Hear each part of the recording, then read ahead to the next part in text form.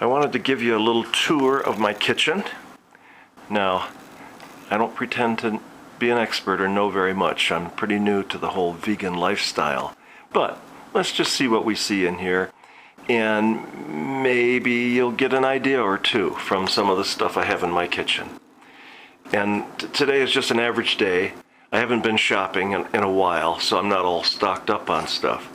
But let's see the typical kind of things that you'll find, I think, in a vegan kitchen, right? So, number one, my NutriBullet. What a wonderful tool, so simple and effective. I'm going to do a whole video on just NutriBullet and how you use that, but anyhow, that's my favorite tool right now. Coffee maker, yeah, I do drink coffee. And some little brushes to scrub up vegetables and fruits and things. Now, in this first cabinet, this is my colander. I use this thing a lot.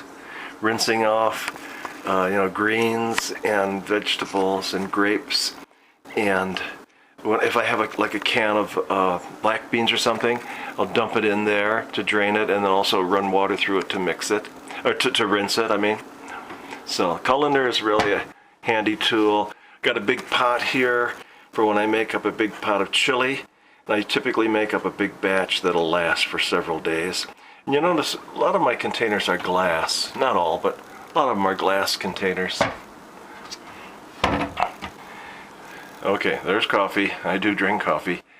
And a coffee mug.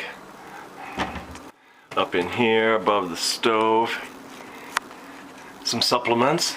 I take some, and I'm taking fewer actually as time goes on, but got a multivitamin, glucosamine, magnesium, B complex.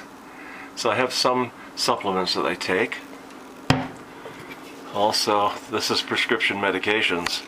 Man alive, I take some of these, and this I hope to clear out before long. In the next year, it is my goal to get off all of these things. We've got lisinopril, metoprolol, and hydrochlorothiazine, all for blood pressure, and prevestatin, half of one of those each night for cholesterol. So hopefully this cupboard is going to get a little bit simpler as time goes on. In here we've got some spices. And I'm going to do a whole nother video on spices, but let me just point out right now, this is my salt shaker. You can see it is empty. I'm trying to do a low sodium thing. Not that I'm saying I'll never use salt, of course, but if I do use salt, I'm going to get it out of this thing. I got a Tupperware where I put all my salt in, and I have to make a conscious effort to go get the salt, open the container, and put a pinch or two in. But I've got a bunch of really nice herbs here and spices, and most of them I think are pretty common that you'd know, but we want to talk specifically about spices and how I use those in a different video. Then over in the next cupboard, I've got some, this is whole wheat pasta, and here's some black beans and garbanzo beans, and refried beans, vegetarian refried beans. I take a can of vegetarian refried beans and a jar of salsa. Usually I get the Safeway Select peach and pineapple salsa. Ooh, great stuff. Just mix those together, and I've got a great bean dip. Here's my little chopper, mainly for nuts, chopping nuts to go in salads, and that's pretty handy. I found that it's not so good on other things, but for chopping nuts it's pretty good. In here we've got some quick oats. These are flax seeds, the whole flax seed. I'm going to show you later about how I mill those up to make flax meal. Some of the whole wheat pasta, and some white rice. Hopefully I don't use too much of that, but I do have some white rice. Over here we have brown rice in here. These two have curry lentil soup, very nice soup. And this is sweet corn chowder, except I've run it through the milling blade of the NutriBullet to make it a little bit smoother, so I don't have like big chunks of corn and stuff in it, but it is sweet corn chowder. Here's some pecan halves. This is not actually cilantro. This is a little bit of balsamic vinegar. When I make up my own salad dressings, I'll take equal parts of some organic peanut butter and some honey, and then a little bit of the balsamic vinegar and some water. Makes a great salad dressing, and you know it's all natural and you did it yourself. This is a wheat bran. Add a little bit of that to my NutriBullet drink and also to my oatmeal in the morning. Some green tea there. These are raisins. I put, again, with my oatmeal. I do have a few crackers here. They are low sodium multigrain and no hydrogenated oils in those. So as far as crackers go, they're pretty good. I have a microwave, and I do use the microwave once in a while. In the freezer, these are frozen strawberries. Oh, that's some of my meatless meatloaf that I made up. And I've got some peas and some corn frozen. These are frozen blueberries. I do have a couple of processed foods, prepackaged things. My little chickie burgers I have once in a while. That's Morning Star veggie burger.